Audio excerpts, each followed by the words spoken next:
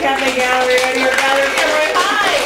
Well, it's Dr. Radio. It's the day before Halloween, so I'm not dressed in a costume, but I haven't put my costume on yet. I was going to read stuff, and we're just trying to figure out camera stuff, but I think that probably all of you know the news about Lou Reed from this week from Sunday, and I actually thought, oh, I wonder how his wife, performance artist Laurie Anderson, is dealing with it, but that's so retarded of me to say, but I didn't even think of the fact that I had covered 3 Velvet Underground songs in my old acoustic band, so how's the battery on that, darling? Better? Seems good. Yay, awesome.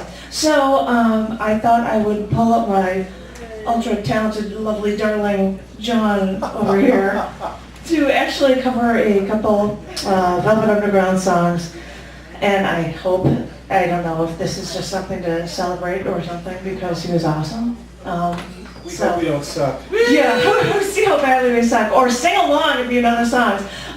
First one we're going to do is Pale Blue Eyes.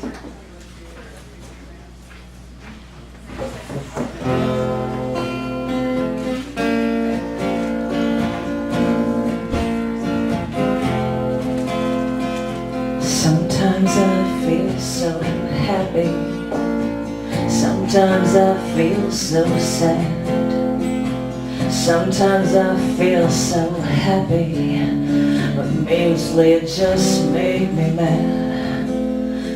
Baby, you just make me mad. Linger on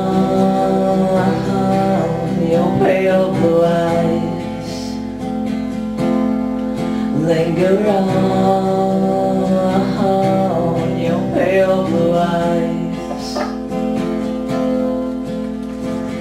I thought of you as my mountaintop, I thought of you as my peak, I thought of you as just about everything I had but couldn't keep. I had but just could not keep. Linger on your pale blue eyes, linger on your pale blue eyes.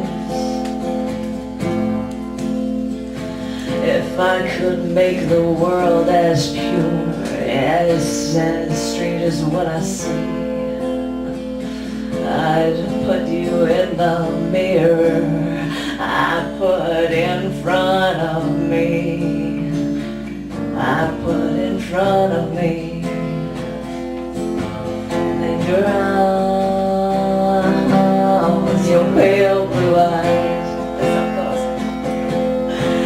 Linger on with your pale blue eyes. Skip a life completely, stuck it in a cup.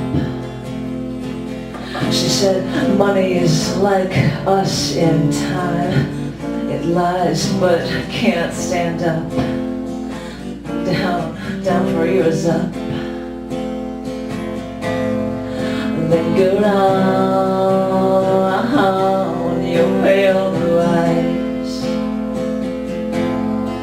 linger on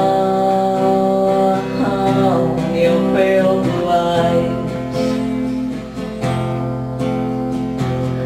It was good what we did yesterday, and I'd do it once again. The fact that you are married only proves you're my best friend, but truly it's truly a sin. Linger on your pale blue eyes, linger on your pale blue eyes, linger on your pale blue eyes, linger on your pale blue eyes.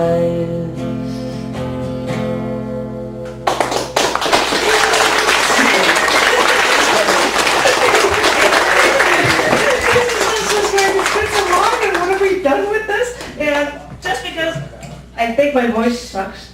What? I'm gonna try a different effect with this one. No, it doesn't. Alright, well, it might on this one, so I'm gonna try it on this one. This is There She Goes Again. Alright.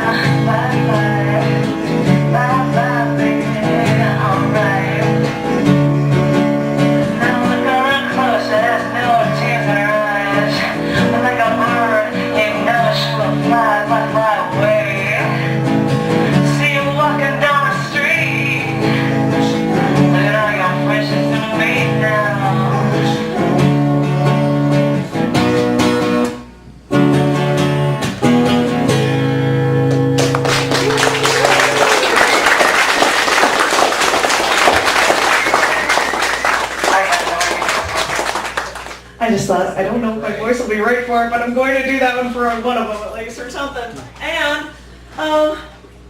this is a funny one because when I sang this with my favorite bass, Brian did the music for it, and he was dating a woman, Noreen, and at her last show,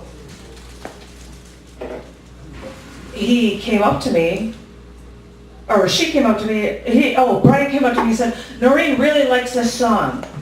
Would you dedicate this song to her? And the song is Femme Fatale. And I'm like, oh, I'm not touching that one. I'm not dedicating that to your girlfriend. So he comes up like, this one's for Noreen. And I'm like, okay, I'm waiting for that one, no problem. This is Femme Fatale. This song's for Janet.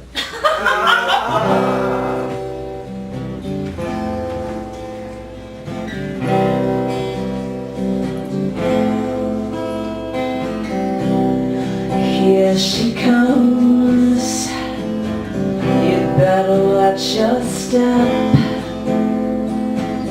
She is going to break your heart in two. Yes, it's true. It's not hard to realize. Just look into those false-colored eyes. She'll bring you up just to put you down. What a clown, 'cause everybody knows the things she does to please. She's just a little tease. See the way she walks, hear the way she talks. Oh, you're written in her book, number 47, have a look. She is going to play you for a fool. It's true. the voices in the street. Before you start, you're already beat. She is going to smile to make you frown. What a clown, 'cause everybody knows the things she does to please. She's just a little tease. See the way she looks, hear the way she talks. Oh, 'cause everybody knows the things she does to please. She's just a little tease.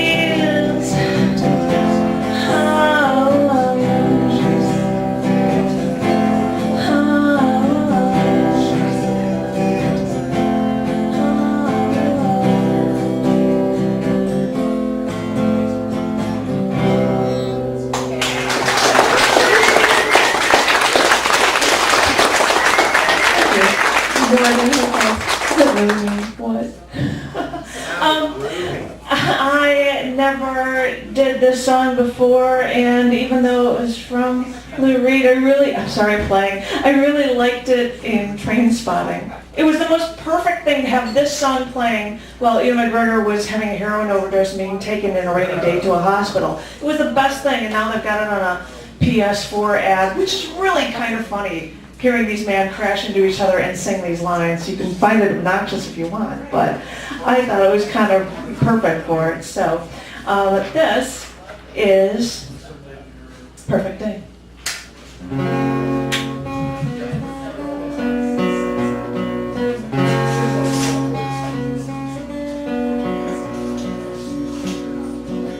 Just a perfect day. Drink sangria in the park, and then later, when it gets dark, we go home.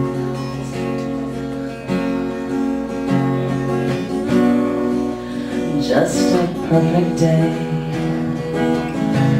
Feed animals in a zoo, and then later, a movie too, and then home.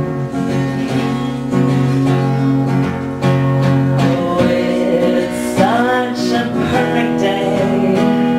I'm glad I spent it with you. Oh, such a perfect day. You just keep me hanging on. You just keep me hanging on.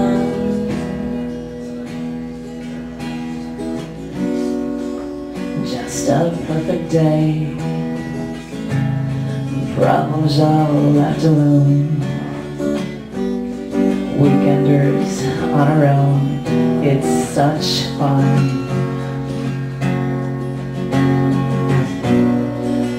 Just a perfect day.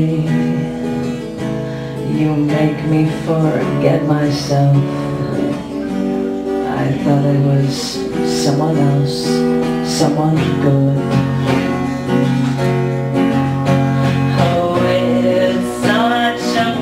Day. I'm glad I spent it with you. Oh, it's such a perfect day.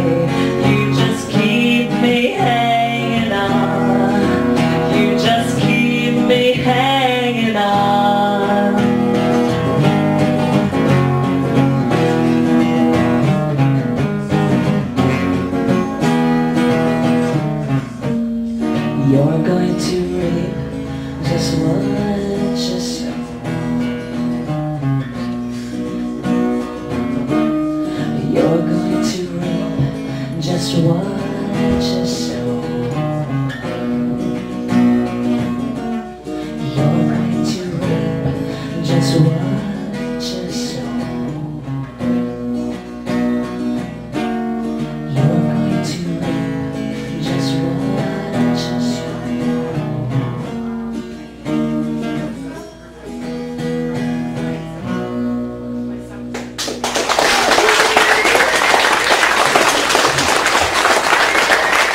anniversary of Overkill, and Joey didn't do it justice, but I think that everybody really likes him, and I hope I'll have a drink for him All or right. something, definitely.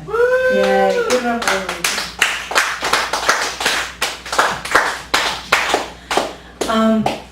Unless John wanted to do something of the other music one, that we could have Jerry come up or something.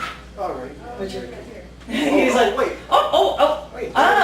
Wait. Do you want to? All right. Yes, I will do that. I'm going to do this thing. All right. As you had heard me just say, that when I felt bad because I was thinking about the effect on his now wife, Laurie Anderson, because they were married for like 6 years or something. And I like her as a performance artist. And I think shortly after they got married, her latest album, Homeland, came out. And one of the songs on it, you can't do the music for, but I listened to the words and I'm like, oh my God, this is about her, and it is about Lou Reed. I have no empirical data, but really it so is. She was raised in Glen Ellen and used to live in a big house, I'm sure, or something, and now they were in a flat together in New York. But this is different music, so it'll go around, and this is Laurie Anderson, and it's called My Compensation.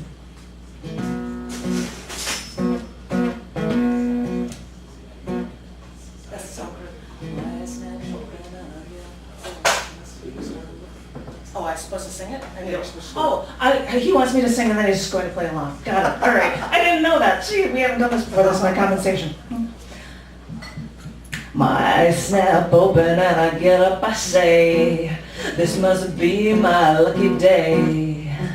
Jump up, get out, get on my way. Every slobbery frog and every mangy dog that crosses my path reminds me, you're my precious jewel and you're my precious one, my compensation.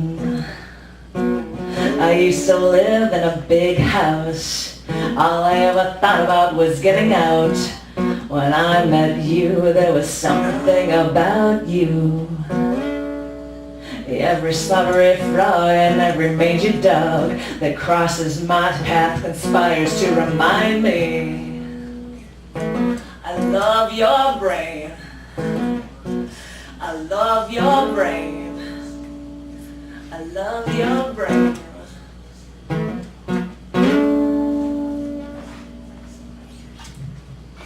I have no idea. As I said, I have no empirical data for that, but as everybody is writing everything online, she is remaining very, very, very quiet, of course. And he went through a lot this year, and I'm not going to go into it, but I think I need to hear, I don't know if he's going to sing something. He can beat me up with his singing or not, or if he's going to be reading poetry. So please, ladies and gentlemen, give it up for Jerry Pendergast. Give it up for Jerry.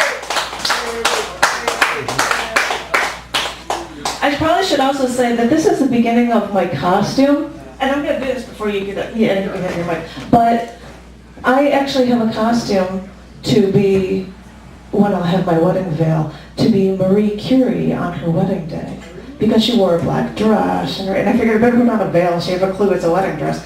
And I have, because I performed this at a feature last weekend, Curium wedding invitational booklets. Or if anybody wants to hear it, I will read Curium and I will put on my little veil. But that's only if you want to, but I'm just giving you that I'll call us. Please give it up for Jerry. Get up. Woo! Well, if Janet does Curium, I could do Curie. You do know I was raised Roman Catholic. So. Uh-oh. I know Janet encouraged everybody to be in costume. I see I'm not the only reader who's not in costume, but I will still do some compensation for it by doing an impersonation. It's come to my memory that on one Halloween night, it was either in '63 or '64, Bob Dylan stated before a performance that he had his Bob Dylan mask on. So I'll do a little Bob Dylan impersonation. Uh-oh. Dominic Bean told it so well. With his pen and his voice, he gave the Brits hell. He called out the Clancy's and Tommy make 'em by name for skipping a verse in the Patriot game. I'll leave it up to you if you want me to sing the verse that no Irish heavy has ever recorded. Probably the reason for it is because in just about every city where there are many Irish are police officers. So it's not going to help your career if you want to do trad Irish music in the United States in the city of Chicago, and you sing something like, no hesitation to shoot the police. They are lackeys of war, not guardians of peace. But yet at deserters I cannot take aim to play out my part in the Patriot game. Again, Dominic Bean has also either originally wrote or updated a song called Take It Down from the Masked Irish Traitors. Well, anyway, I'll put my Jerry Pendergast mask back on. You could say I'm in costume. I got my Athletes Unite for Peace t-shirt, so I'm dressed as a left-wing jock. Well, Halloween deals with the supernatural. This isn't real spooky, but you could say it kind of deals with the supernatural. It's called Highway Poem. 2 lanes, late afternoon. Fog forming. Flatlands turning to slopes. Deer crossing signs. No crossing guards for them, I say to an imaginary passenger. Foggy dusk. I slow down. Just a shadow? Or was it? Looked for a second. Like a legendary lost woman. Lived in a town nearby, I heard. Her height and her hair color changed with the decades.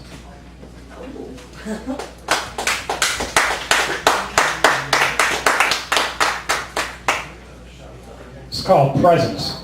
It actually just sort of thoughts on an afternoon that some friends of mine and I had off school, back in high school. It's a presence. Mid-afternoon, mid-spring, sunny, foggy, slightly breezy. A brisk walk on a block with no structures higher than 2 stories. A slight uphill climb. A branch snaps on some hedges. I see no human, dog or cat. Could it be a tiny 4-legged creature? A shadow passes. Could it be a reflection of a passing car and sun bursting through fog? Or some other presence?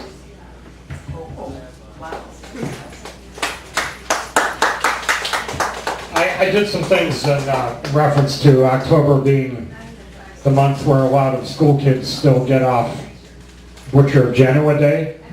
I'll read just a couple of sections from a long poem called Continental Transcontinental Equations and Inequalities.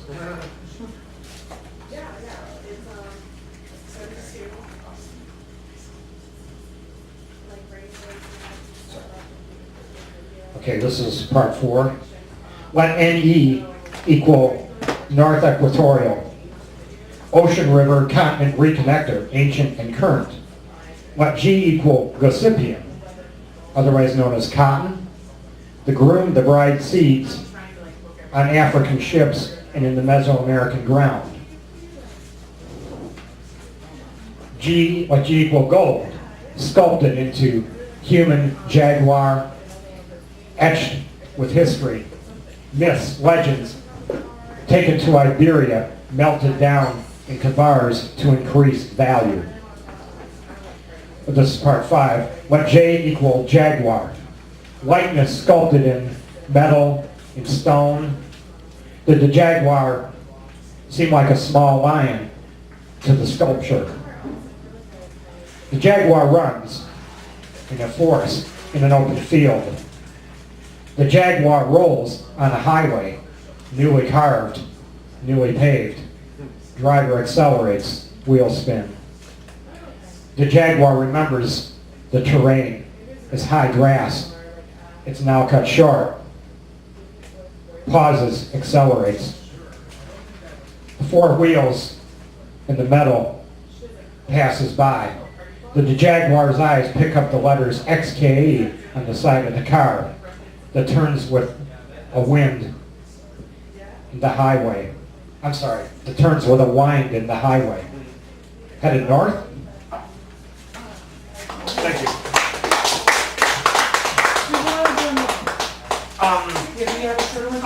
Okay, everybody do something, and I have a little bit of flash fiction I'd like to do if we all have time. If we have time to do another round. Got it. But, Thank no, you very much. I don't know where John is. Where did John go? Come on, film. Oh, it doesn't need the other one filming? Probably not. All right. What do I need you for? No, just kidding.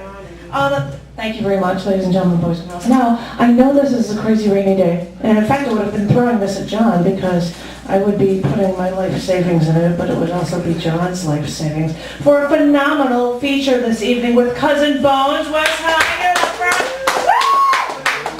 Yeah! Good. This is why I figured I should start with music. So I just put a lot of stuff in here and I pass it to you. And I was anybody. supporting our local bartender. Yeah, well, yeah. Oh, you were busy supporting. Well, you're allowed to do that, as well as everyone else should, because Tressa in this place is so double plus awesome. So I wanted to get the word out on that, and because I do publishing stuff at Scars Publications, I'm always trying to read things from the 2013 date book, which was released at the end of last year, but there was poems in it from 2012 that appear throughout the year, and I thought it would be interesting and funny because I'm wearing black. I was going to read the one that was for this week, and it is a poem by Lisa Capiello, and the poem is called Morning. M-O-U-R-N, Morning. As a child, I used to feel sorry for the old Italian women who wore black lace veils that concealed their faces. I couldn't understand why, despite the season or weather, that they wore veils for weeks, sometimes months, just after our loved ones had passed. But they had the right idea. For the last 4 months, I had been mourning the death of my traditional nuclear family. My sister's innocence, my father's indestructibility, and my power to remain unfazed by the heaviness of the world around me. Since I opted to not wear a black lace veil, no one has any idea I was in mourning, and proceeded to assume I was fine. Sometimes spooky Halloween on the big butt for a weekend. Yes, and there's stuff with the literary magazine cc&d and Down with Dirt, and I think I might get my handy-dandy, ultra-sexy, lovable sidekick to read something from cc&d as well as his own stuff. And I should be putting on my veil, and I might not be reading Curium, I think, just because I should be in costume because it's Halloween time. It's the best I can pull off. So, ladies and gentlemen, please. Oh, he's like, but I can't. Just Wes just went to the bathroom. What? Please, ladies and gentlemen, give it up for the Bobster himself, Bob Rashkow. Bob! I'll change this there. The bag's right there on me. Thank you, Janet, and welcome to the pre-Halloween Gallery Cabaret reading. And I know there's hardly anyone here, but just for the record, I will be featuring with Vittorio and Carly at Art Colony, 27, I think it's 2637 West Fletcher, about a block east of Elston, on Saturday, November 9th. And that's right after next week because we're going to be running 2 weeks in a row because this is the bonus week. It's only 3 days after Bill Yarrow's feature here. Woo! And also, although Robin Fine has already mentioned this a million times, I will be reading along with about 40 other fabulous Chicago poets, spoken word artists, musicians, and what have you at Fine Arts Building. The 13th of December. Yeah, right.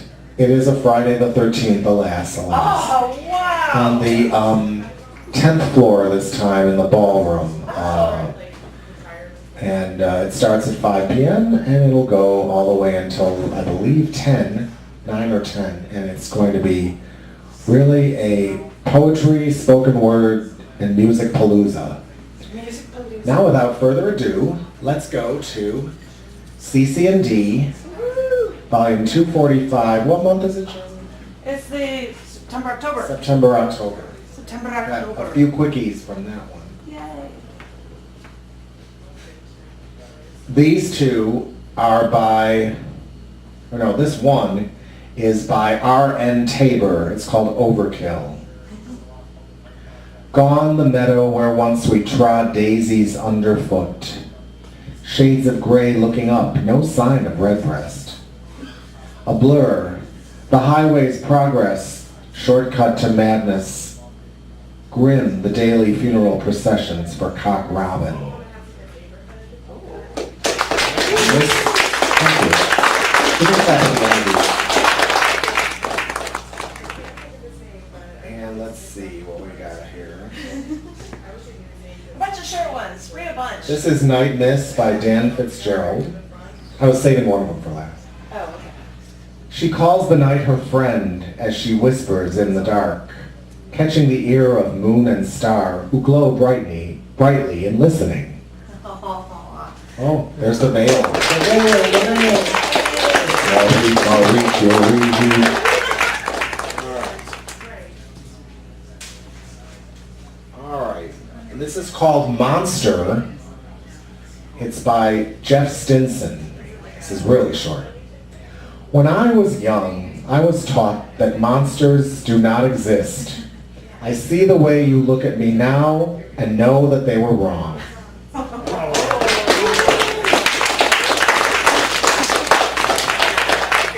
And you've got Aging Mathematics. That's legitimate, isn't it? I have no idea. By Doug Draime. Oh, you've read by Doug Draime. Yeah, I have, but if you'd like, whatever you'd Let's like. see. Oh, this is really short. Aging Mathematics by Doug Draime. I am losing count of how many beautiful women no longer want me. That's the poem. Doug's, as GPA would say, Doug's poem. And last but not least, we have Truth Fairy, Oh, yeah. which is really great. And this is by one Neil Wilgus, whoever he may be. Truth Fairy. Tinker leaves a doubloon under your sleep mat every time you don't tell a lie. That's why you're broke most of the time and seldom dream. Oh. And now I'll read a couple more. This poem was featured in Chicago Calling at Phyllis's Musical Inn on October 9th, curated by the fabulous, wonderful, talented, but very evasive Dan Fitzgerald. At least, well, I'll speak for myself. And it was in response to a painting by Tony Renner called Three. And it's called Three Sunny Coins. Three, they stand free amid the lost gray gulches, the oozing primordial remains. Three, they know I will find them here. I speak in no foreign tongue. It's the icing on the mud. One was a traveler, seeking the castles of Spain, finding instead romance in cloudy rain. Two was a miner, toiling all night long for his meals, scraping the piggy bank for a pair of shiny dimes to buy his little one a toy. And three is the magic, the sacred trinity, the copper lining, the deus ex machina. Thank you. Inspiration from art. This is my latest. I wrote it a few days ago. It's called A Matter of Time. This thing always stymies me, not knowing the outcome, not feeling the rope when it lunges for my throat, forcing a decision, which is better? As if one thing is better than another. They're just, after all, things. Options in my head, swishing around like so many fish darting around in the fern room at Garfield Park Conservatory. Go here, go there, or just stay in one place. Frozen in indecision, not knowing the outcome, and finally not caring. There is a force much greater, which I tend to forget about. It always stymies me. It decides for me, provides all the clues. Just move with the flow of time. Time will pass, as Thornton Wilder once said.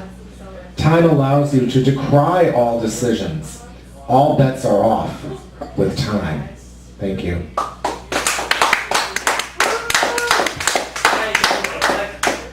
All right, take it away, Jeanette. Oh, jeez Louise. I mean Marie. I mean, Marie, well, just for that, you're going to get the pinker, the more fuchsia copy of your wedding invitation. When Live in Nashville, October 26th. When Did I- I do a road trip? Well, yeah, that's what I did last weekend. I was dressed. Oh, that was, like that was, this. that's right. This was last Yeah, that sounded weekend. like it was in the past. I was in Nashville, yes, and that's why I was wearing this outfit, because this is, well, my interpretation of Marie Curie on her wedding day. I have no idea if she had a veil or not, but if I'm just wearing a black dress, you're not gonna know, so I thought I'd wear my actual wedding veil.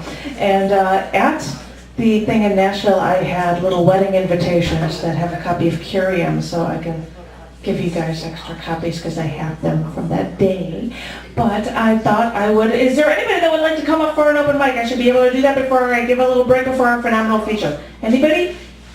Bueller? Anyone? No. Bueller. Bueller, your hair's up there. Anderson, Bueller. All right, I'll shut up. This is because I've been writing poems for every element in the periodic table, ergo my little map of how many I've colored in and finished. This is Curium. Searching through storage for my wedding clothes, I ignored my white wedding dress and I searched for my wedding veil. It might not be true to my Halloween costume, but I had to wear something that would show that my black long sleeve dress was actually a wedding dress. I'll carry a small bunch of flowers. They're over there right now. I carried a small bunch of white flowers for what would otherwise seem like a goth wedding, so it would look complete. But still, I had to explain that my Halloween costume was my interpretation of Marie Curie on her wedding day. I mean, I had to wear this for my Halloween costume. I mean, I'm reading poetry for every element in the periodic table. I knew that Marie Curie discovered a few of these elements herself, and one of them was even named after her. And maybe it wasn't goth, but a diligent work ethic that caused Marie Curie on her own wedding day to wear a black dress so that she could wear that same black dress later for her work. And yeah, when she worked, she was getting messy with the radioactive elements, ergo the black dress, I suppose. But when she studied the radioactivity of some elements, seeming higher at times, she deduced that there must be something else causing that radiation. And there was. She even coined the term radioactivity while she discovered two elements that were radioactive, radium and polonium. But looking back at her life, maybe wearing the black dress was appropriate because she soared in all the schooling she could legally take, because at the time she couldn't enroll in higher education because she was female. So she eventually had to go underground for learning for higher educations in makeshift classrooms that lasted only a few days before the government raids would cause the schooling to have to move again. So she then left Poland for Paris and was able to go to school, but she was still penniless and hungry. But after her second degree, she met her Pierre, who worked with her, and he even was working with her after their marriage, where they actually gave each other bicycles as wedding gifts. I know, I'm going on and on about Marie Curie for my Halloween costume, and there's even an element named after her, but she didn't discover that element. So does Curie have any relationship to Marie Curie? Well, other than the fact that curium is radioactive, curium is actually one of the most radioactive elements. Curium is now used to help scientists learn and discover, much the way Marie Curie did. Curium helps people. It's there to help people, like for powering artificial pacemakers. But it's even used in alpha particle X-ray spectrometers that are installed on the lunar and Mars rovers, like the Sojourner or the Spirit and Opportunity rovers. It's even used in a spacecraft to probe the surface of a comet. Because it's radioactive, curium is dangerous to us humans, even though it really does have a certain glow to it. But it's nice to know that, like Marie Curie, we can use this element to research and learn. Besides, being a goth girl and loving to dive into my work, it's really making me take a shine to this whole black wedding dress thing. Thank you. I should have had my veil over my head so you can see my eyes for it. So ladies and gentlemen, boys and girls, are going to have like a 5-minute break, and I'll give what few copies I have. A 5-minute break, you've got a phenomenal